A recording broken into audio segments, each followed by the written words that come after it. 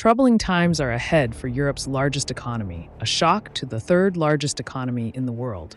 Volkswagen is shutting down 3 of its factories in Germany. This is the first time in 90 years that the company has shut down its factories.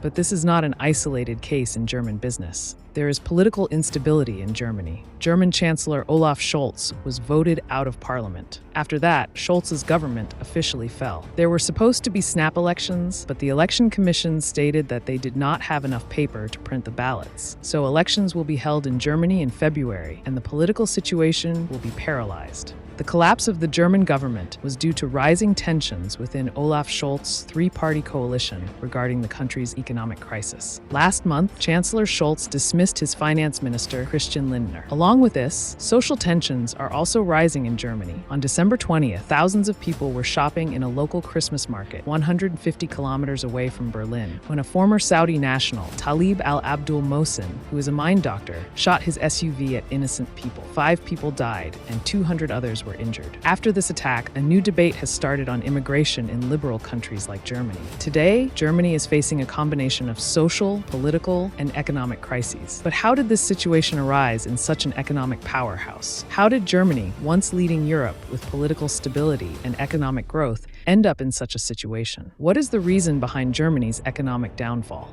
After World War II, Germany was in a very bad state. Under the Marshall Plan, West Germany received financial aid of $1.4 billion from the United States, which was a huge amount at the time. This money helped significantly in rebuilding the country's infrastructure and industry. In the following years, Germany's economic recovery was nothing short of a miracle. In 1948, currency reform and market-oriented policies stabilized the economy. West Germany focused on a social market economy, balancing free market capitalism with social welfare. Key sectors like automotive, machinery, and engineering grew rapidly. With technological innovation and a skilled workforce, West Germany became one of the world's top economies. In the 1950s, Germany registered 8% annual GDP growth. Over the next decades, West Germany's economic growth remained impressive, with companies like Volkswagen, BMW, and Mercedes rising as symbols of Germany's economic might. When the Berlin Wall fell in 1989 and reunification occurred in 1990, East Germany joined the growth story. After some initial struggles, Germany's economy started recovering in the 1990s, and it became heavily dependent on exports, particularly from the manufacturing sectors like engineering and automotive. By 2010, Germany had become the economic leader of Europe, demonstrating the power of export-driven growth and fiscal discipline. It was the 3rd largest economy in the world. But then, COVID-19 and the war in Ukraine cast a dark shadow over this growth. According to Forbes, in the financial year 2024-2025, Germany's estimated growth rate is 0%. The biggest reason for this stagnation is the German government and its policies. Germany's economic decline can be traced to several factors. In 2022, when Russia attacked Ukraine, Germany was importing 30 to 35% of its energy from Russia, particularly natural gas. This cheap energy was crucial for Germany's manufacturing sector.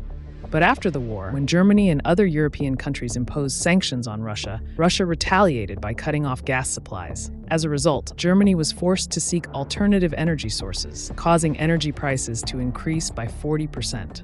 This crisis was exacerbated by Germany's own policies. Germany had long been trying to shift toward renewable energy. The country had set an ambitious goal of fulfilling at least 50% of its energy needs with renewable sources by 2030.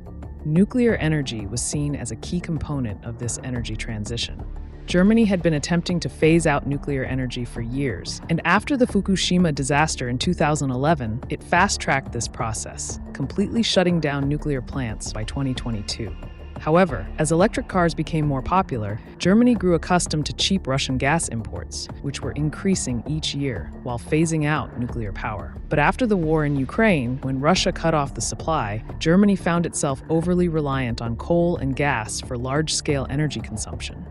Today, German households and industries are bearing the brunt of high energy prices. Many industries are shutting down due to the high cost of production, and in 2022, manufacturing output fell by 6.3%. Germany's manufacturing sector, especially in the automotive, machinery, and engineering industries, had long been the backbone of the economy. Germany's automotive sector, which includes companies like Volkswagen, BMW, and Mercedes, is the 3rd largest in the world. In 2021, despite the pandemic, Germany's automotive industry exported 117 billion euros. However, rising production costs and the transition to electric vehicles have created significant challenges for these companies. Not only the automotive industry, but also overall industrial production has declined by 9% since 2018. The economic crisis has also impacted society and politics. Ordinary citizens are the first to feel the effects of economic instability. In Germany, inflation and high energy costs have reduced people's purchasing power, and this has led to rising political tensions. Far-right political parties like Alternative for Deutschland, AfD, have gained support by appealing to the public's frustrations. This is a pattern we see globally. As people face financial struggles, they often turn toward more rigid ideologies, whether left-wing or right-wing. In Germany, AfD has gained considerable support, particularly in East Germany, where economic hardship is more pronounced. Their anti-vaccine rhetoric during the pandemic helped grow their base. And after the Ukraine war and the nuclear power shutdown decision, their support grew even more. According to recent opinion polls, AfD's vote share has reached 22 to 24%, which is close to that of Chancellor Scholz's party. AfD's anti-immigration and nationalistic rhetoric have resonated particularly in economically weaker areas, where unemployment and other struggles are more common. If you remember, there was once a far-right party in Germany that used people's frustrations to gain support. Eventually, that party led to World War II. Today, a right-wing party in Germany is following a similar playbook, but this time their target is migrants, especially Asian and Muslim migrants, making them the enemy to garner votes.